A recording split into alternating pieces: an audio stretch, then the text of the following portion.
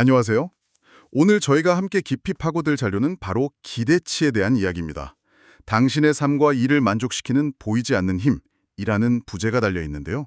류용효님이 정리한 자료를 바탕으로 우리가 그저 막연하게 품고 있던 기대라는 감정을 어떻게 내 삶의 무기로 만들 수 있는지 그 구체적인 설정 방법에 대해 한번 제대로 이야기 나눠보겠습니다.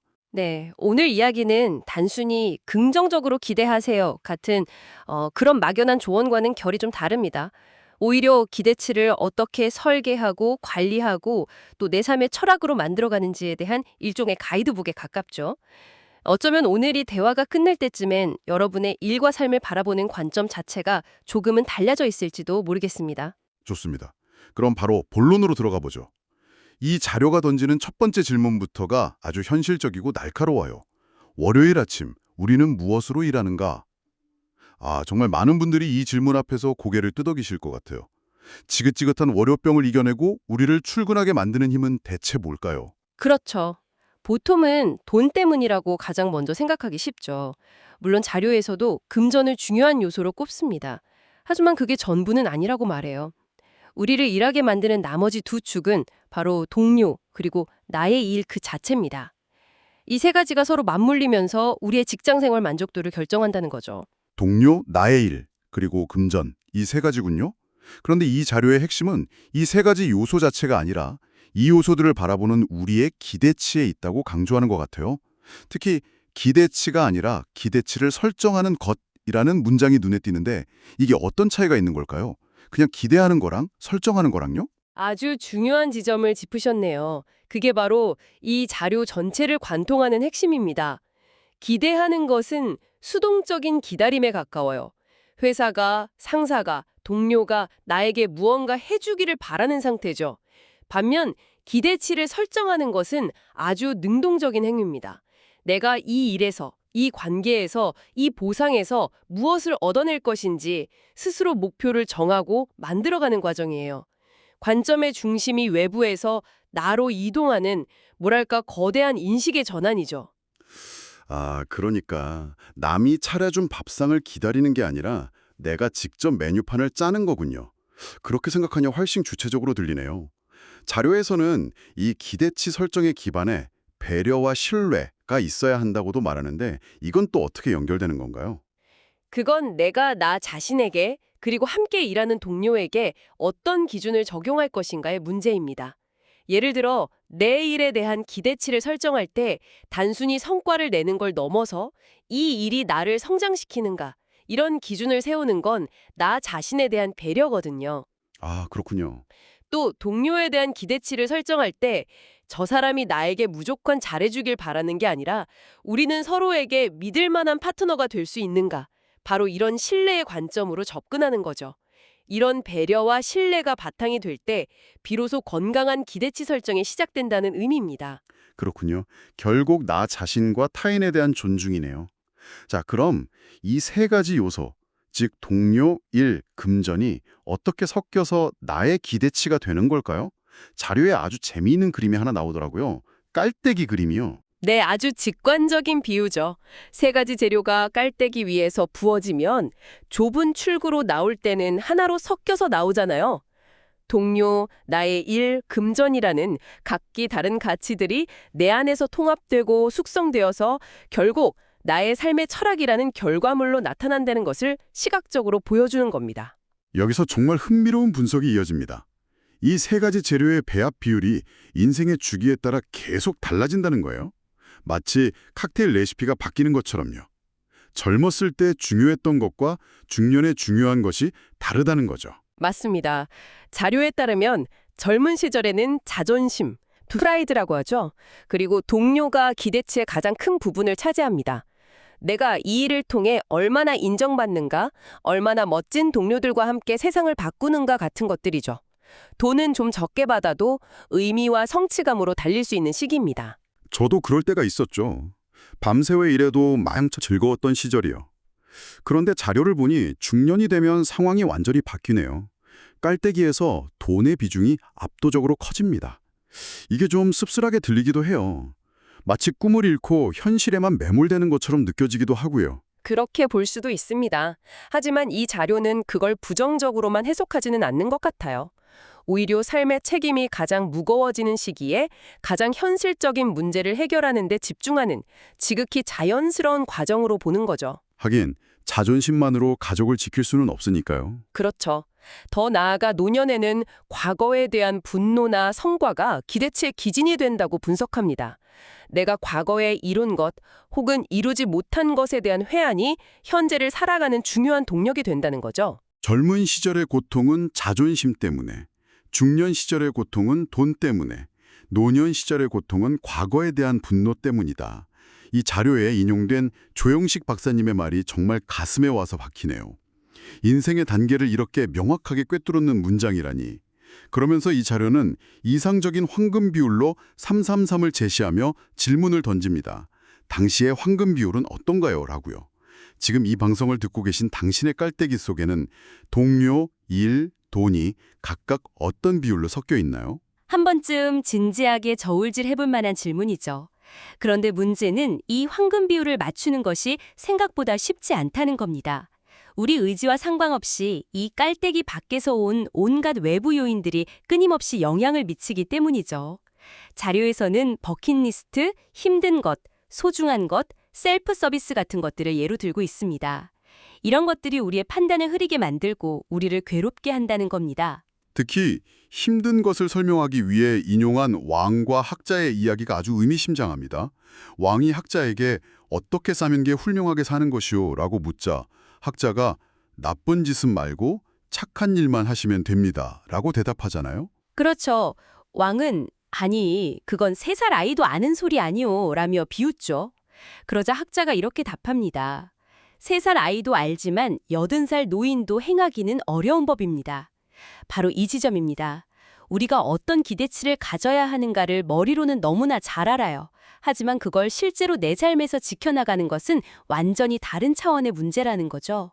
아는 것과 행하는 것 사이의 이 거대한 간극이 바로 우리가 기대치를 설정하고 지켜나가는 과정이 얼마나 힘든지를 보여주는 겁니다. 그러게요. 건강한 식단이 중요하다는 걸 알면서도 매일 밤 야식을 시키는 저를 보는 것 같네요.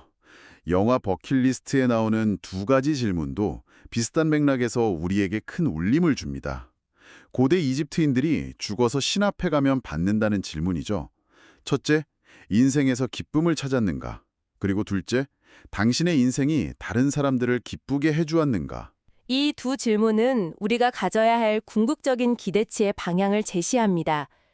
결국 모든 기대치의 종착역은 나의 기쁨과 타인에게 주는 기쁨이라는 거죠.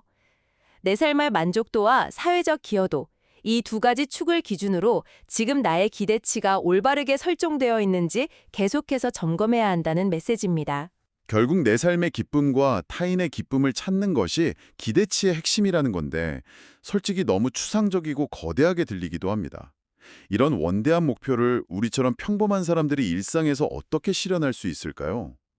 바로 이 지점에서 이 자료는 아주 강력하고 아름다운 비유를 하나 꺼내듭니다. 바로 막사발 이야기입니다. 네, 이 이야기로 넘어가면서 분위기가 완전히 전환되죠.